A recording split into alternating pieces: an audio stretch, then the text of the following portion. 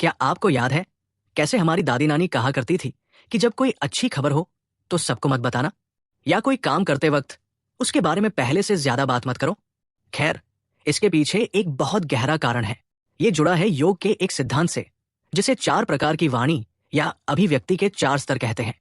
और ये सिद्धांत बताता है कि आप जो भी कहते हैं वो कैसे अपनी ऊर्जा और प्रभाव खो देता है। तो चलिए आज वाणी के 4 प्रकार और उनकी शक्ति इसे समझते हैं। सबसे पहला स्तर है वैखरी, यानी किसी भी बात को जोर से कहना या बोलकर व्यक्त करना। ये सबसे कम प्रभावी होती है। जब आप अपनी ऊर्जा को वैखरी के माध्यम से व्यक्त करते हैं तो उसकी शक्ति बहुत कम हो जाती है। दूसरा स्तर है मध्यमा।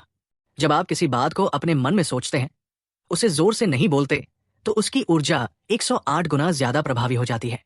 ये वैखरी से कहीं ज्यादा शक्तिशाली है। तीसरा स्तर है पश्यन्ति।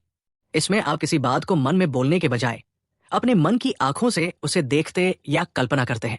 अगर आप किसी चीज को अपने मन में देखें तो ये 108 गुना 108 यानी 11,664 गुना ज्यादा ऊर्जा पैदा करता है। ये और भी ज्यादा सूक्ष्म और शक्तिशाली है। और चौथा सबसे शक्तिशाली स्तर है परा। परा वो अवस्था है जहां आप किसी बात को न तो बोलते हैं, न सोचते हैं और नहीं देखते हैं, बल्कि उसे दबाते हैं, यानी भीतर ही रखते हैं, उसके बारे में जिक्र नहीं करते। ये 108 की घात 3 108 गुना 108 गुना 108 यानी 12,59,712 गुना ज्यादा ऊर्जा पैदा करता है। ये सबसे उच्चतम और प्रभावी स्तर है। तो आपने सुना होगा ना बुजुर्गों को कहते हुए, किसी को बताना मत, नजर लग जाएगी। खैर, ये नजर नहीं है। तंत्र और योग का सिद्धांत ये है कि जब आप किसी चीज को किसी से बताते हैं तो उसकी ऊर्जा कम हो जाती है। जो चीजें आप भीतर दबाकर रखते हैं वही आपकी ऊर्जा को कई गुना बढ़ाती है। लेकिन यहां एक बड़ा लेकिन है।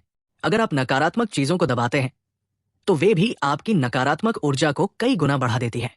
मान लीजिए आपको किसी बात की चिंता है या आप किसी चीज को लेकर डरे हुए हैं और आप इसे किसी से कहते नहीं, भीतर ही भीतर घुटते रहते हैं, तो आप उस चिंता या डर को किसी और से बताने की तुलना में 12,59,712 गुना ज्यादा बढ़ा रहे हैं। ये एक बड़ी समस्या है। आप जो कुछ भी कहते हैं वो 12,59,712 गुना कम प्रभावी हो जाता है। और हम क्या करते हैं? हम अपनी नकारात्मक भावनाओं को दबाते हैं और अपनी सकारात्मक भावनाओं को बहुत ज्यादा व्यक्त करते हैं। हमारी छोटी से छोटी उपलब्धि भी हो, हम उसे सोशल मीडिया पर डालते हैं, सबको बताते हैं।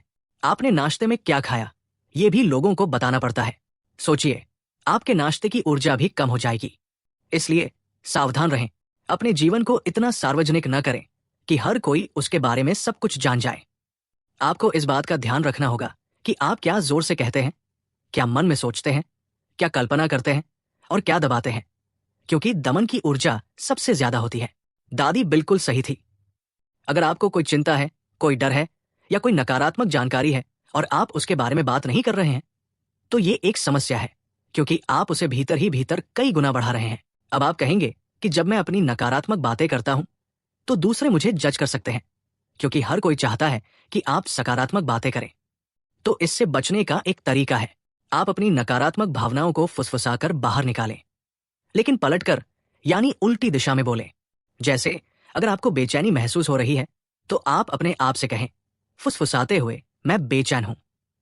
पिछले 10 सालों में मैंने कभी खुशी महसूस नहीं की। जब आप ऐसा कुछ अपनी सांस के नीचे धीरे से पलटकर फुसफुसाते हैं तो उसकी ऊर्जा आती है और फिर वो खुद ब खुद दब जाती है, जिससे उसका नकारात्मक प्रभाव कम होता है। और सकारात्मक चीजों को दबाने के लिए बस उन समयों के बारे में मत सोचिए जब आप खुश थे। बस कहें, ऐसे समय हो सकते हैं जब मैं खुश था, मैंने इसे भीतर दबा दिया है। यह आपकी खुशी की ऊर्जा को 12,59,712 गुना बढ़ा देगा।